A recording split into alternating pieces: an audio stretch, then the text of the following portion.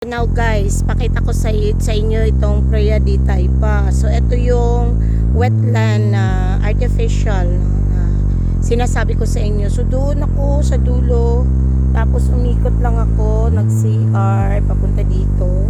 Ito yung mga pine trees, dito ako nagja-jog, meron doon portion. So ito dito, kung gusto mong pumunta sa Londonier, sa Venetian, and ayaw mo sumakay ng bus, meron ditong daanan. So bago ka lumiko papunta dito sa kabilang side, makikita mo tong building na malaki, itong condominium na malaki. So meron ito ditong daanan, para shortcut na pwede kang maglakad. So tingnan natin dito. So meron ditong bird watching house. Ayan, then ecological pond western section, ito yun doon, and ecological pond in the northern section, ito po yung sinasabi.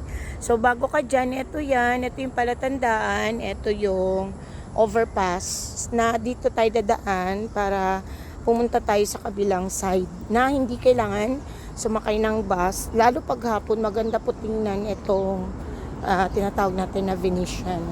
So ayan yan. Andyan yung COD, Venetian. Ayan. So, let's try. Okay, so, meron naman siyang elevator.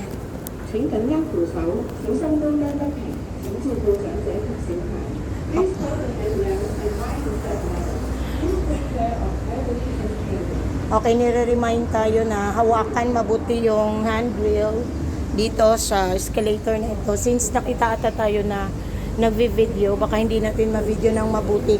Tatad po dito ng CCTV, kaya mahirap po dito magkaroon ng kasalanan. So, elevator tayo paakyat. Tapos meron siya ditong parang overpass. So, yan. Dahan-dahan tayo. Ayan. So, yung overpass na yon, tagusan po yun. Meron din dito sa kabila. And dito ka sa right side. Kasi mag right side tayo dahil pupunta tayo ng Venetian. Lahat din ng mga sulok-sulok nila dito may mga bulaklak. Pinapalitan nila to quarterly ata, or kung may mga event. So katulad sa June, Lotus month nila. So baka, I don't know kung anong mga So ayan yun, doon tayo galing.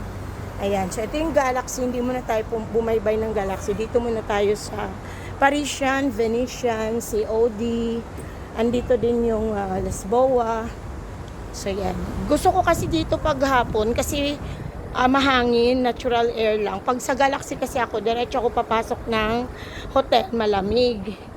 So yan, meron din kasi siyang mga water. Kaya gusto dyan tumambay. Ayan, kahit hindi ako papasok ng hotel, okay lang. Kasi minsan ayaw ko rin ng sobrang lamig. Ngayon, mainit na ngayon dito sa tawag natin dito sa Macau. Medyo humid na siya. Kaya nakita niyo yung pawis na ako. So, eto, ipakita ko lang sa inyo yung kanilang pinaka-round na puno din po to lang halaman. So, nilalagyan nila talaga lahat ng sulok-sulok nila ng garden para po fresh po.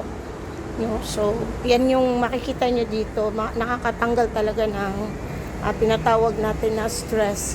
So, dito tayo sa hagdan. Baba tayo. And then, anuhin natin yung lalakarin lang natin yung Londonier. Maganda kasi maglakad dyan paghapon. Nakaka-good vibes lang siya. Nakaka-Europe vibes. Titingnan ko lang yung nilalakaran ko. Kakaiba-iba kulay ng hagdan.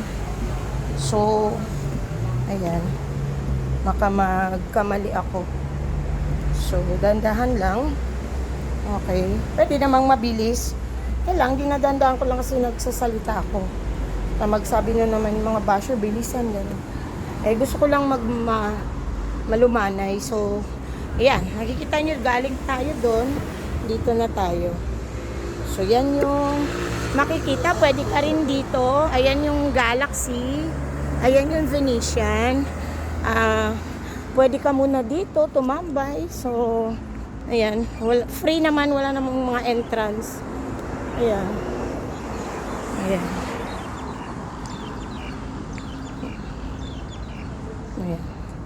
Dito muna, bago tayo maglakad doon. Siya, bye-bye natin. So dito, pwede ka na dito. Huwag ka lang magkalat. So, kita mo na kaagad ito lahat. Ayan. So, nagpapatugtog na yan ng opera music para sa mga naglalakad. So, ganun dito tuwing hapon, guys. So, kung magbakasyon kayo, eto yun, sulit talaga. So, there is, we call city life and wildlife in ano.